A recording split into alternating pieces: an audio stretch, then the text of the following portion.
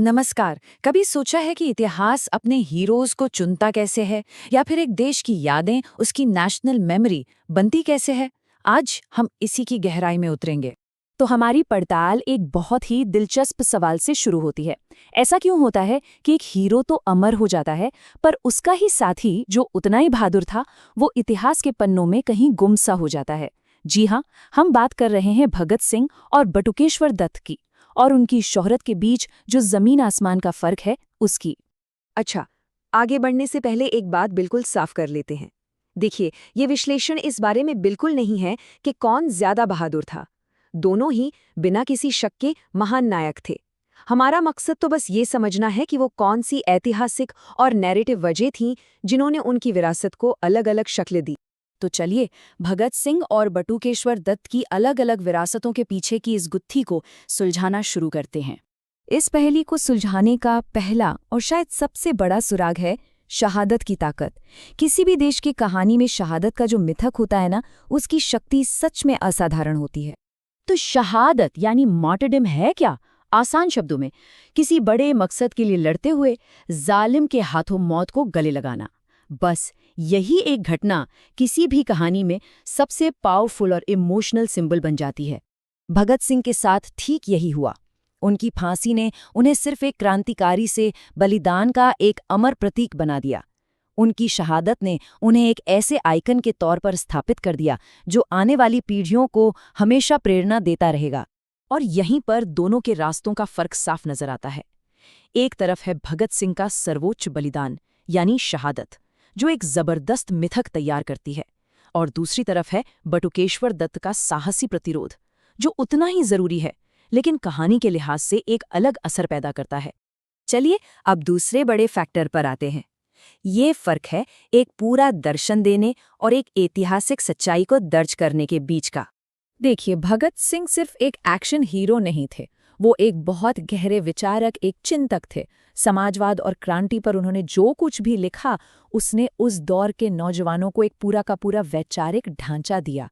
मतलब उन्होंने लोगों को सिर्फ कार्रवाई नहीं दी, बल्कि उस कार्रवाई के पीछे के विचार भी दिए। और वहीं दूसरी तरफ बटुकेश्वर दत्त की ताकत एक गवाह होने में थी।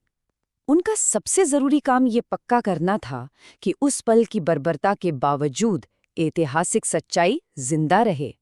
उनका साहस सच को रिकॉर्ड करने का साहस था। तो यहाँ हम दोनों की बौद्धिक विरासत का फर्क साफ देख सकते हैं। एक तरफ विचारों की पूरी प्रणाली है जो सबको जोड़ने वाला एक वैचारिक मिथक बनाती है, और दूसरी तरफ है सच्चाई की रिकॉर्डिंग, जो इतिहास के लिए बहुत ज्यादा जरूरी है, लेकिन वो एक अलग तरह की विरासत बनाती है। अब आते हैं अपने तीसरे सुराग पर, जो इस बात पर फोकस करता है कि हमारी जो कल्चरल मेमोरी है वो काम कैसे करती है, और क्यों कुछ कहानियां दूसरों से ज्यादा दोहराई जाती हैं। असल में होता ये है कि हमारी सामूहिक यादों को ना ड्रामा पसंद है। वो नाटकीय और बहुत ज्यादा दिखने वाली घटनाओं की तरफ खींचती हैं। भगत सिंह की जिंदगी एक जबरदस्त राष्ट्रीय कहानी के हर मसाले से भरी थी, जिसे बार बार सुनाना और दिखाना बहुत आसान हो जाता है। सोचिए जरा, उनकी कहानी में क्या नहीं था? गुप्त आंदोलन, हाई प्रोफाइल गिरफ्तारियां, कोर्ट के अंदर जबरदस्त बौद्धिक बहसें, और आखिर में एक सार्वजनिक राजनीतिक रूप से बेहद चार्ज्ड फांसी। इन सब ने मिलकर उनकी कहानी को फिल्मों, किताबों और कविताओं के लिए एक परफेक्ट स्क्रिप्ट बना दिया।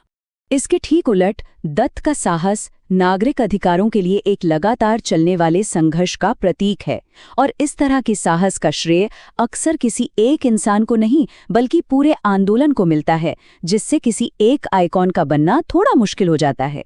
तो चलिए अब इन सभी सुरागों को एक साथ जोड़ते हैं और अपनी शुरुआती पहेली को आखिरकार हल करते हैं। तो देखिए, भगत सिंह का मुख्य योगदान था विचारधारा और सर्वोच्च बलिदान, जिसका क्लाइमैक्स बनी शहादत। वहीं बटुकेश्वर दत्त का योगदान था गवाही और नागरिक अवज्ञा, जिसका क्लाइमैक्स था सच्चाई को दर्ज करना। एक की ताकत का सोर्स है आत्म बलिदान से जुड़ा गहरा इमोशनल कनेक्शन, तो दूसरे की ताकत का सोर्स है सच का वस्तुनिष्ठ महत्व। तो सबसे जरूरी बात क्या है? बात यह है कि ये सवाल कभी था ही नहीं कि कौन ज्यादा बहादुर था। दोनों ने ही अनइमेजिनेबल प्रेशर में गजब का साहस दिखाया। असली फर्क उनके कामों को दिए गए नैरेटिव वेट यानी कहानी के वजन में है। शहादत हमारी सांस्कृतिक यादों में एक इतना शक्तिशाली और स्थायी राष्ट्रीय मिथिक बना देती है जिसका वजन किसी भी दूसरी चीज से कहीं ज्यादा भारी होता है। और अंत में एक सवाल जिस पर सोचना जरूरी है कि हम जो कहानियां सुनाना चुनते हैं उनकी वजह से हम और किन किन नायकों को भुला रहे होंगे।